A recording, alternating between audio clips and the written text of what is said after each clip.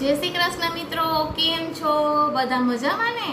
हूँ कीर्ति बुमतारिया तमारा बधानुं स्वागत करूँ छूं मारी यूट्यूब चेनल केवी रसोईमां।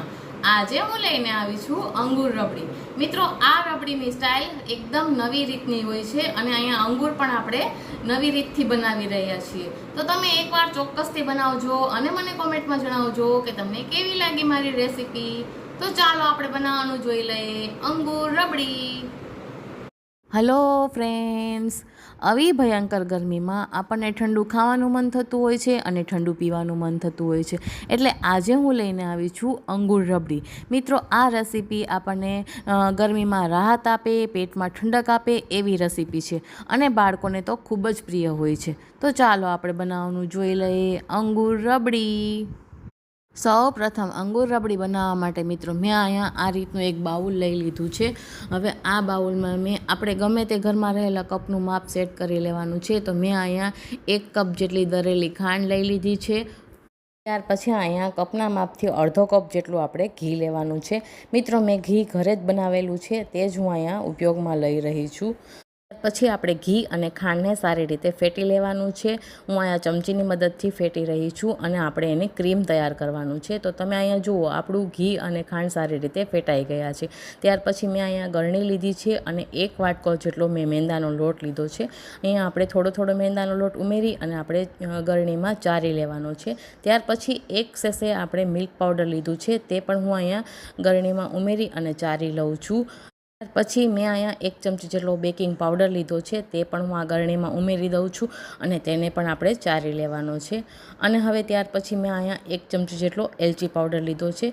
મિત્રો, એલચી પાવડરનો ટેસ્ટ આમાં ખૂબ જ સરસ લાગે છે। હવે આપણે આ બધાને સારી રીતે મિક્સ કરી દેવાનું છે અને મેં અહીંયા 1 કપ જેટલું દૂધ લીધું છે। મિત્રો, મેં દૂધ ઠંડુ લીધું છે અને હવે આપણે થોડું થોડું દૂધ ઉમેરી અને આ રીતે આપણે મિક્સ કરી દેવાનું છે અને અહીંયા આપણે બેટર તૈયાર કરવાનું છે। તો તમે જુઓ, મેં અહીંયા 1 કપ જેટલું દૂધ ઉમેરી દીધું છે અને આ રીતનું આપણું બેટર તૈયાર થઈ ગયું છે। જુઓ, હું તમને અહીંયા બતાવી રહી છું। હવે જુઓ, અહીંયા આ રીતનું આપણું બેટર તૈયાર થઈ ગયું છે, જુઓ। હવે ત્યાર પછી મેં અહીંયા 1 ચમચી જેટલો લીંબુનો રસ લીધો છે મિત્રો, અને હવે આપણે તેને પણ આ બેટરમાં ઉમેરી દેવાનું છે। મિત્રો, લીંબુના રસથી આપણું આ બેટર ખાટું નથી થતું, પણ ટેસ્ટમાં ખૂબ જ સરસ લાગે છે અને બેકિંગ પાવડર છે ને તે એક્ટિવેટ થઈ જાય છે। હવે અહીંયા મેં અપ્પમ મેકર લીધું છે। હવે આપણે બધા કેવિટીમાં ઘી ગ્રીસ કરી દેવાનું છે। તો તમે જુઓ, મેં અહીંયા બધી કેવિટીમાં ઘી ગ્રીસ કરી દીધું છે અને હવે જે આપણે મેંદાના લોટનું બેટર બનાવ્યું હતું ને તે અહીંયા અપ્પમ મેકરના બધી કેવિટીમાં ભરી દેવાનું છે। તો તમે જુઓ, હું અહીંયા ચમચીની મદદથી બધી કેવિટીમાં બેટર ફિલઅપ કરી દઉં છું અને હવે અહીંયા તમે જોઈ શકો છો કે અહીંયા મેં બધી કેવિટીમાં મેંદાનું બેટર ફિલઅપ કરી દીધું છે અને હવે ત્યાર પછી અહીંયા ટેપ કરી દેવાનું છે અને હવે આપણે ઢાંકણ બંધ કરી અને અહીંયા ગેસની આંચને આપણે સાવ સ્લો રાખવાની છે અને હવે આપણે આ બાજુ રબડી બનાવવાની છે, એટલે મેં અહીંયા અડધો લીટર જેટલું દૂધ લીધું છે। હવે અહીંયા ગેસને સ્ટાર્ટ કર્યો છે, ગેસની ફ્લેમને હાઈ રાખેલી છે અને અહીંયા ગેસ ઉપર મેં દૂધવાળું પેન ગરમ કરવા માટે મૂકી દીધું છે અને આપણે અહીંયા દૂધને ગરમ કરી લેવાનું છે। ત્યાર પછી મેં અહીંયા સાઈડમાં 1 કપ જેટલું દૂધ બચાવી લીધું હતું, તેમાં આપણે 1 ચમચી જેટલો કસ્ટર્ડ પાવડર લેવાનો છે અને તેને સારી રીતે મિક્સ કરી દેવાનું છે। દૂધ અને કસ્ટર્ડ પાવડર સારી રીતે મિક્સ થઈ ગયા છે અને આ બાજુ આપણું દૂધ પણ સારું એવું ગરમ થઈ ગયું છે। હવે આપણે અહીંયા ખાંડને ઉમેરવાની છે, એટલે મિત્રો મેં અહીંયા 2 ચમચી જેટલી ખાંડ ઉમેરી દીધી છે, તેને પણ સારી રીતે મિક્સ કરી દેવાનું છે અને હવે ત્યાર પછી 1 સેસે જેટલું મેં મિલ્ક પાવડર લીધો હતો, તે પણ બધો હું આ દૂધમાં ઉમેરી દઉં છું અને તેને પણ આપણે સારી રીતે મિક્સ કરી દેવાનું છે। કોઈ લમ્સ ન પડે તેનું આપણે ખાસ ધ્યાન રાખવાનું છે। અહીંયા આપણું દૂધ અને મિલ્ક પાવડર અને ખાંડ સારી રીતે મિક્સ થઈ ગયા છે અને હવે ત્યાર પછી મેં અહીંયા 1 ચમચી જેટલો એલચી પાવડર લીધો હતો ને તે પણ હું આમાં ઉમેરી દઉં છું અને તેને પણ આપણે સારી રીતે મિક્સ કરી દેવાનું છે।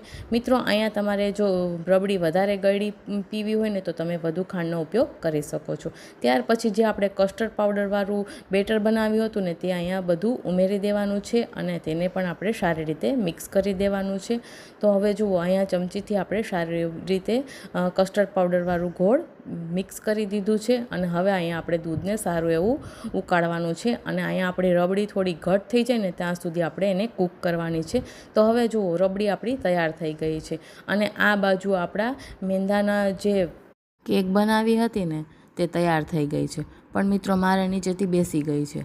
હવે આપણે આ બધી કેકને સર્વિંગ પ્લેટમાં સર્વ કરવા માટે બહાર કાઢી લેવાની છે. તમે ધ્યાન રાખજો તમારી કેક નીચે બેસે નહીં ને તેનું. હવે બધી કેક મેં સર્વિંગ પ્લેટમાં લઈ લીધી છે અને હવે ત્યાર પછી જે આપણે રબડી બનાવી હતી ને તે આ કેકમાં ઉમેરવાની છે, મીન્સ કે આપણે અંગૂરમાં ઉમેરવાની છે. તો રબડી આપણી ઘટ થઈ ગઈ છે. હવે આપણે બધી રબડી અંગૂરમાં ઉમેરી દેવાની છે. તો હવે અહીંયા તમે જોઈ શકો છો કે આપણે બધી રબડી અંગૂરમાં ઉમેરી દીધી છે અને હવે આપણે ઉપરથી ગાર્નિશિંગ માટે થોડાક કાજુ બદામનું કતરણ ઉમેરી દઉં છું. તો હવે અહીંયા તમે જોઈ શકો છો કે તૈયાર થઈ ગઈ છે આપણી અંગૂર રબડી, છે ને સાવ અલગ રીતથી.